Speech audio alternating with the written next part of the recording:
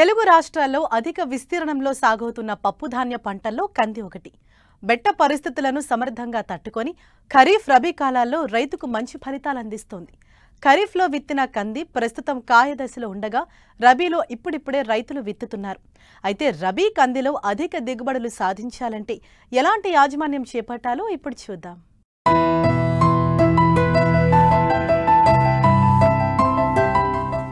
కూరగాయల్లో టమాటాకు ఎంత ప్రాధాన్యం ఉంటుందో పప్పు దినుసుల్లో కందిపప్పుకు కూడా అంత ప్రాధాన్యముంది.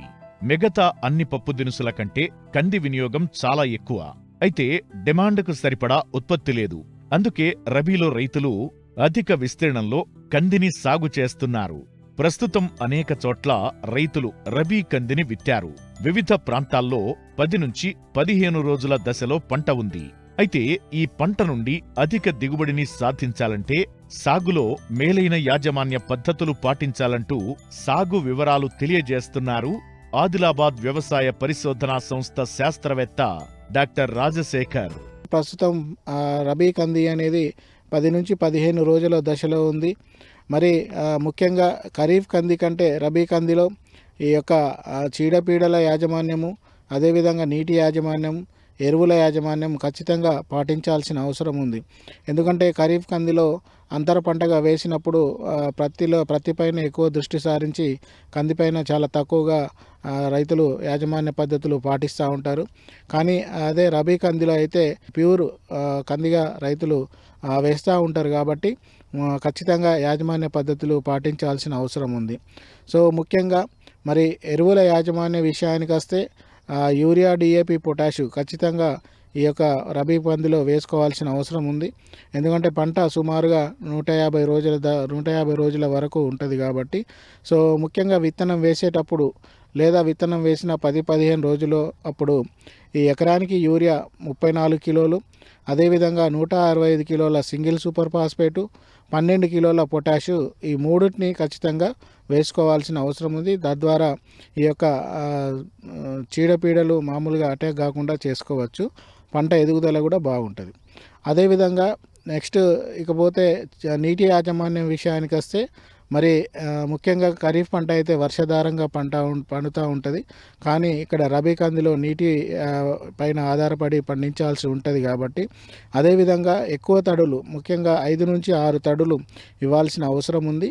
అయితే ముఖ్యంగా ఈ యొక్క పూత దశకు ముందు, అదేవిధంగా కాయ దశలో ఖచ్చితంగా నీటి ఎద్దడి లేకుండా చూసుకున్నట్లయితే మంచి పూత కాత రాలకుండా కాయలో గింజ సైజు పెరిగే అవకాశం కూడా ఉంటుంది. ఇకపోతే మరి ముఖ్యంగా చీడపీడలు ఖరీఫ్లో కంటే రబీలో ఎక్కువగా గత 2-3 సంవత్సరాలు చూసినట్లయితే ఎక్కువగా ఆశించి నష్టపరచడం అనేది జరుగుతూ ఉంటుంది. కాబట్టి ఖచ్చితంగా ఈ చీడపీడల పైన రైతులు ఎక్కువ దృష్టి సారించాల్సిన అవసరం ఉంది. ముఖ్యంగా ఈ పూత దశకు ముందు శనగపచ్చ పురుగు, ఆకుముడత, అదేవిధంగా మారుక మచ్చల పురుగు ఎక్కువగా ఆశిస్తూ ఉంటాయి. కాబట్టి ఈ వీటి నివారణకి ఈ పూత దశకు ముందు వాటిని గమనించుకొని ఆల్టర్నేట్గా ఒకటే మందు పదే పిచికారీ చేయకుండా ఆల్టర్నేట్గా మందులు పిచికారీ చేసుకోవాలి. కాబట్టి వాటికి సంబంధించి ముఖ్యంగా ఈ లాంబ్డా సైలోత్రిన్ ప్లస్ క్లోరాంథినిప్రోల్ అనే మందు యాంప్లిగో రూపంలో దొరుకుతుంది. ఎకరానికి 80 మిల్లీలీటర్లు. లేదా ఫ్లూబెండమైడ్ ఫేమ్ రూపంలో దొరుకుతుంది. ఎకరానికి 40 మిల్లీలీటర్లు. లేదా ఎమామెక్టిన్ బెంజోయేట్ మిసైల్ రూపంలో దొరుకుతుంది. ఎకరానికి 100 గ్రాములు. ఇవి వాటికి సంబంధించి పిచికారీ చేసుకోవాలి. ఇకపోతే పూత దశ తర్వాత కాయ దశలో ముఖ్యంగా ఈ కాయ ఈగ ఎక్కువగా ఆశిస్తూ ఉంటుంది. ఈ కాయ ఈగనే ఎక్కువగా దిగుబడిని తగ్గించడానికి దోహదం పడుతూ ఉంటుంది. కాబట్టి కాయ దశలో ముఖ్యంగా ఈ యొక్క థయోక్లోప్రిడ్ అనే మందు ఎకరానికి 300 మిల్లీలీటర్లు.